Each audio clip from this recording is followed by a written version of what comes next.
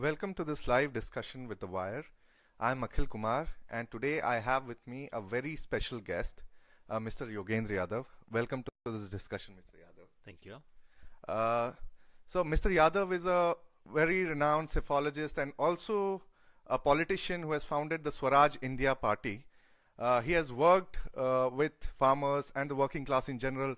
He has also been associated with a wide range of social movements. So, as the people of Gujarat cast their deciding vote today, we are with him to discuss the Gujarat elections, various dimensions of Gujarat politics, and also the predictions that he has made earlier on his Twitter account. Mr. Yadav, can you just start with, for the viewers who might be unaware of your predictions, can you please elaborate on what your predictions are for this election? It's not a prediction in the sense that I used to do earlier. Earlier I used to do it as a professional activity, and what it involved is conducting a very large scale survey that I used to design and supervise, and then drawing interpretation from that. I do none of that these days because I am, as you mentioned, I'm a full-time political activist, and this is not my principal interest. I almost am happy that I'm not a psephologist anymore. All that I have done in this particular election is that there were some opinion polls available in the public domain. One conducted by CSDS, an institution that I used to work with before, but I no longer am associated in any way. Another done for Times Now by another polling agency. I looked at their results and I saw a trend. And I noticed the fact that no one was somehow talking about that trend. And this election had acquired such significance that I thought it's only proper for me to spell that out. So in a sense, that's what I've done. I've made projections out of available public opinion data in the public domain. I no longer have the facility to get a poll of my own done. I cannot get them to share the data. I just pick up what I have from the public domain. And the conclusion that I saw were the following. First, the evidence. The CSDS poll has been done thrice in the run-up to the Gujarat election. In the month of August, they thought it's no contest. It's 30% gap for the advantage to the BJP, just like it had in the 2014 parliamentary election. In October, it reports that the gap has suddenly dramatically come down to merely 6 percentage points. And then, end of November, it did another round in which said that the margin had now shrunk to 0. Congress and BJP both were at the same point at 43%. Another survey done by Times Now in the month of October said BJP is well ahead by 15 percentage point. End of November, they also say it's down to only 5 percentage point. Now remember, in the last 20 years, in the last 5 assembly election, BJP has always managed a lead of about 10 percentage points or so, and has therefore scored very comfortable victories. This particular election appeared to be very different. It seemed that in this election things were pretty close, and therefore I thought the question we should be asking it is this: if this is what it was in October and November, what would it be like in middle of December, which is when the elections are happening, 9th and today the 14th. And so what I did was simply to pick those trends and to extend it, project it.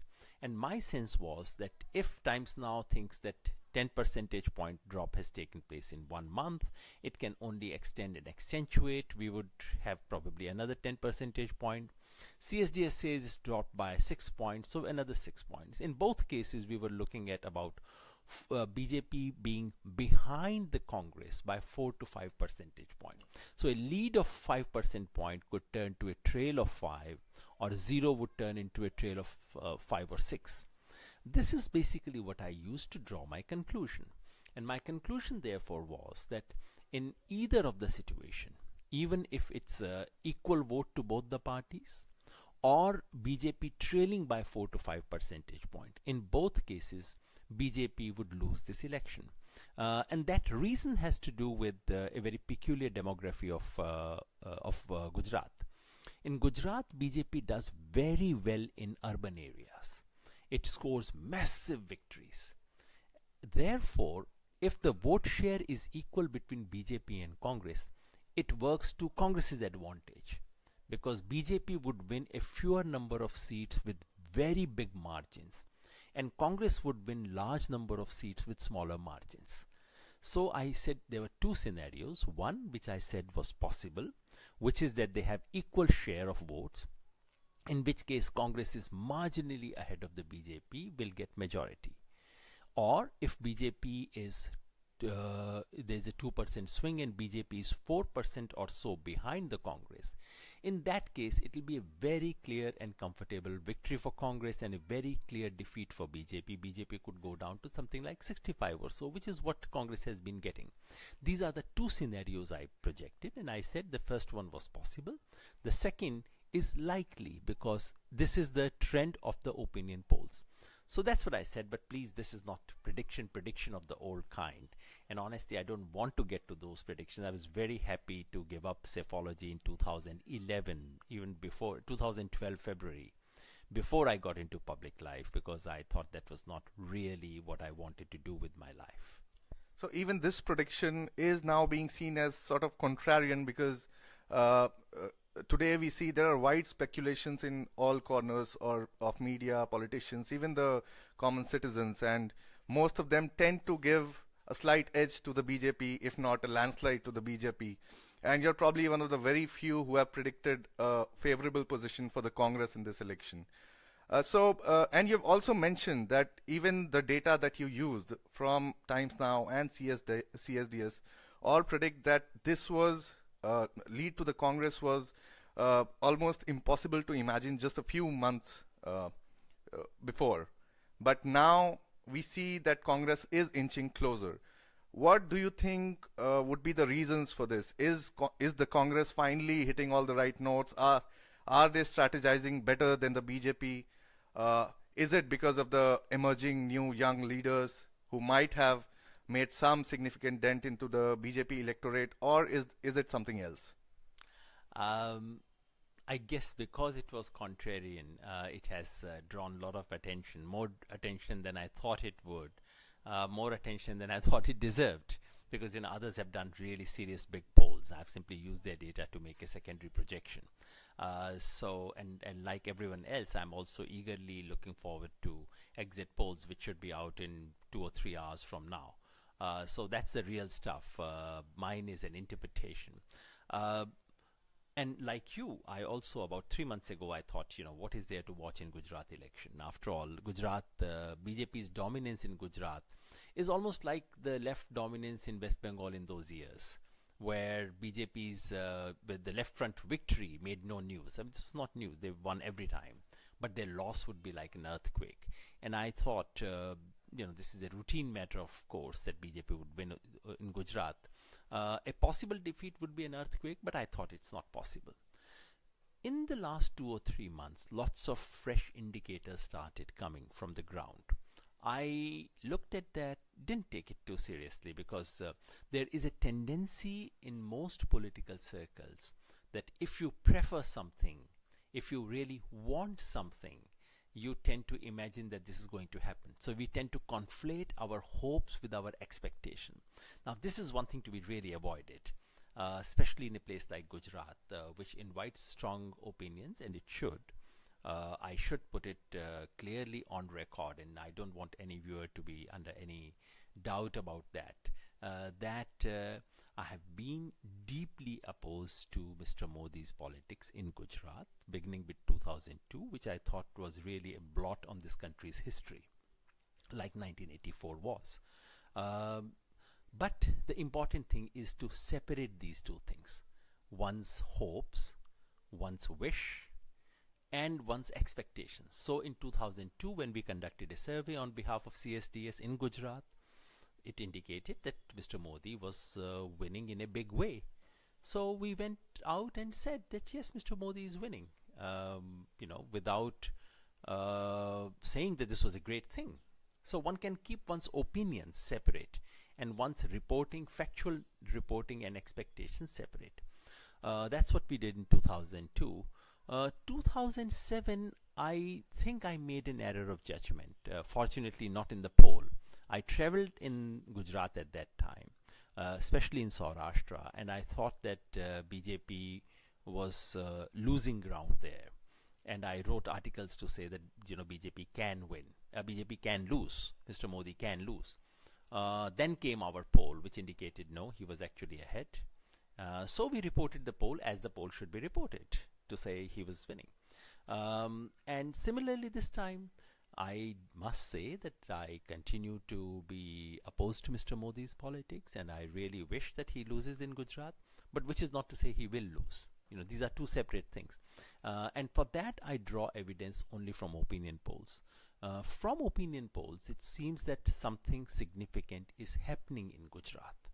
I traveled a bit there, also saw that, so I sort of draw upon that experience as well. What has happened is not so much that Congress has suddenly improved. If Congress wins, let me put it clearly, this is a victory they do not deserve. Over the last 5 years, Congress has done very little to be a clear opposition in Gujarat. I should actually say, over the last 15 years, Congress has done very little to deserve to be a serious opposition. People have been unhappy. The only question is, are they so unhappy that they would go and vote even Congress? That's really the question in Gujarat. And from the opinion poll indications, it seemed that several things have happened which would enable that to take place. One, although Congress is unable to channelize people's anger, many other forces have come. Hardik Patel, who leads this agitation of the Patidas for reservation. It's a very sectarian agitation. It's not a great movement that the country should take pride in or feel great about. It is rural distress which is taking the form of demand for reservation, just like the demand for Jat reservation, just like the demand for Kapu or Maratha reservation. But what it did was that it enabled people of Gujarat to articulate their anger. It gave them an outlet which they lacked. Alpesh Thakur similarly leads straightforward a caste-based mobilization. Again, nothing great, but it enabled a community to mobilize itself. So these are ways in which rural anger got manifested, got an outlet. Jignesh Mevani is a case apart. He has not led merely a caste-based agitation. He has actually forged a larger coalition of the oppressed in Gujarat. So the real hard work was done not by Congress, but by these movements. And what the Congress party has done in the last few months is to simply allow itself to be the beneficiary of these things. So there has been anger, there has been lot of disaffection in Gujarat, except that it did not have an outlet. It may have had an outlet, but it's maybe too soon. In 2-3 hours we would get a broad sense of whether that was happening. But I've been maintaining that this election is really about rural distress. Gujarat has had decent growth rates, but not in agriculture. Gujarat is one of those states where expenditure of farmers is more than their income. Gujarat is one of the lowest states in terms of availability of agriculture credit. And this year, Gujarat farmers, the two main crops of Gujarat, groundnut and cotton, have seen a terrible, terrible crash in price. So farmers have every reason to be unhappy, and to my mind, that is what is coming out if these trends are true. So, as you mentioned, we aren't watching more of these reported stories of agrarian and rural distress. We don't see issues like MSP and land reforms and debt relief for farmers in the media or even political narratives. So, since you have worked closely with farmers across India and you have interacted with them quite a bit, can you tell our viewers what are some of the major demands of the farmers in Gujarat right now? Gujarat farmers have been unhappy for a large number of reasons. First of all, many of the claims made on behalf of Gujarat, claims about irrigation, are very inflated claims. Gujarat, in the impression that you get all over the country is that because of Narmada, Gujarat has had great irrigation. The simple facts are different. Narmada was supposed to irrigate some 19 lakh hectares of agrarian land in Gujarat. What it has achieved so far is less than 3. Now 3 against a claim of 19. Electricity supply to agriculture, the earlier it was 10 hours a day. It's actually been reduced to 8 hours a day, and that too alternate day in 1 week and at night in another week. Gujarat has policy for all kinds of things. It does not have an agrarian policy. It does not actually, the state of Gujarat does not have an agriculture policy. It does not have an agriculture commission. As I said, farmers want loan availability, and of course they want loan waiver because farmers are unable to pay their loans. I mean, that's all over the country. It's not specific to Gujarat. All over the country, farmers are reeling under debt which they are simply unable to pay back, and they want to be freed of that debt.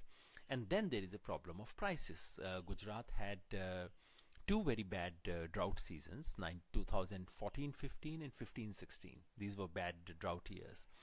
Gujarat government was very slow in acknowledging those droughts. In fact, they came to the Supreme Court and almost denied as if there was a drought in Gujarat. Supreme Court had to force them to accept it. The drought relief was very poor. And then the year when they actually had decent crops, 16-17 and now 17-18, this is when they face price crash. Prices crashed last year. Demonetization hit the Gujarat farmers very badly. And then this year too, prices have crashed. And this is when Mr. Modi had promised. One of Mr. Modi's arguments in the Lok Sabha election was that, look, Mr. Manmohan Singh does not allow me to give you better prices. You are getting only 1400 for your groundnut and cotton. Make me the prime minister. I'll raise it to 2000. And today they are selling it for 900. I mean, this is the situation. So obviously they are unhappy. And the real question is whether their unhappiness has found an alternative political outlet. That is the question. From the polls, it seemed that they were willing to go even for Congress, a party that they have otherwise not good reasons to trust. But sometimes in politics, you're so angry with the party that's ruling that you say, okay, just to get rid of them. So that moment, so what the hell moment may have arrived with the farmers, and so it seemed. But as I said, it's now only a matter of few hours. The polling closes, so there's no point in making very, very definitive conclusions. But these broad things remain. The real question is whether farmers got a political outlet in the form of an opposition party. Were they willing to trust the Congress to articulate their grievances? The grievances are there, they are real. The question is, would they trust the Congress to articulate it? We'll get to know. Yeah, also, this is one of the most keenly contested elections in Gujarat's history, at least recent history, because of various factors, like the rise of these 3 young leaders. So there's also this situation where both the Congress and the BJP are blaming each other for playing divisive politics. While the Congress, of course, says that the BJP is dividing the constituency on religious lines, the BJP is also asserting that the Congress is playing caste politics here. But as we have already seen, you already said that the Patidar agitation led by Hardik Patel and the OBC movement led by Alpesh Thakur are not very desirable and sectarian agitations. But we have also seen the demands change, especially in the Patidar movement. It began with a primary thrust for reservations, but now they are also talking about unemployment, etc. So do you think it's not just caste politics, but also something bigger, perhaps the aspirations of the young people who are now demanding more than what the Gujarat model of development has provided them with? I've always believed that these caste reservation based movements are really not about caste, not about reservation. They are about rural distress. All these communities, you see, look at Jats of Haryana, or Patidars of Gujarat, Marathas of Maharashtra, Kapus of Andhra Pradesh. These are agrarian communities, primarily dependent on cultivation and animal husbandry. And when prices drop, when the situation of agriculture becomes so bad as it is, then they could say, improve the condition of agriculture. But they could also say, and that this is where it happens, leaders come, divert it and say, I'll get you reservation, I'll get you jobs. The problem is unemployment. The problem is agrarian distress, but it gets diverted into these movements. This is what Hardik Patel's movement is a classic case of.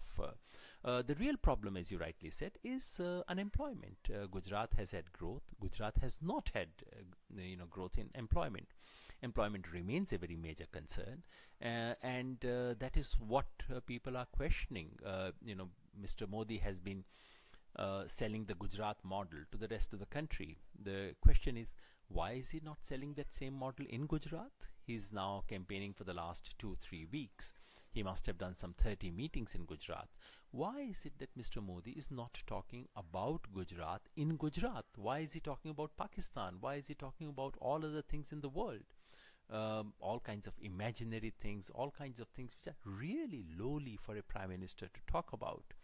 Why not, if Gujarat is your showcase model, just walk in and say, you've seen my work, vote for me, finish. Sell Gujarat model. But the fact that he does not talk about Gujarat model in Gujarat makes you think, makes you question, makes you wonder whether he really does believe in Gujarat model, and whether Gujarat model ever was what it was projected to be. Also, if we talk about Rahul Gandhi, we have seen many analysis pieces in media, people talking about the reinvention of Rahul Gandhi. Seems like, he has this new avatar where he's more confident, politically mature, and saying all the right things. But it also makes you wonder, is it the best the Congress has to offer to the people? And how do you see the re-emergence, the so-called re-emergence of Rahul Gandhi in the context of the Gujarat elections? Media's obsession with personalities is such that it comes up with very funny things. I can tell you, if by this evening exit polls say Congress is ahead, people will discover 15 virtues in Rahul Gandhi. There would be stories about how his backroom boys worked, and the spin, and how everything worked out. And if the exit polls say no, he's losing, you would hear things about how everything he planned was wrong. I always believe that our analysis of cricket is far more sophisticated than our analysis of politics. In cricket, you don't say, because we lost match, therefore the captain was wrong, the wicketkeeper was wrong, bowling was wrong, batting was wrong, fielding was bad. You don't say that. But in politics, you often say these things. So you would hear all these things about Rahul Gandhi. I really thought this election was not about Rahul Gandhi. There may have been a marginal improvement in the way he's approached. Some of the choices he made were sensible. But the difficulty is that if you are heading a political party which hasn't played the role of opposition for 15 years, what do you do in 15 months? What do you do in 15 days? Except a bit of theatrics, catching the right kind of people, making alliances, not so principled but possibly useful, which is what he has been doing. I don't think it is about Rahul Gandhi. It is about whether people of Gujarat think that Congress party can articulate their grievances and unhappiness, which is there. The question is not merely, is Rahul Gandhi the best that Congress can get? I think the larger question is Modi versus Rahul Gandhi the best choice that this country can get? Is this not the most unfortunate situation for a country which has seen great leaders in 20th century, for that country to be reduced to a choice between Narendra Modi and Rahul Gandhi says quite a lot about our times. These are really sad times if this is what this is the option that the country has.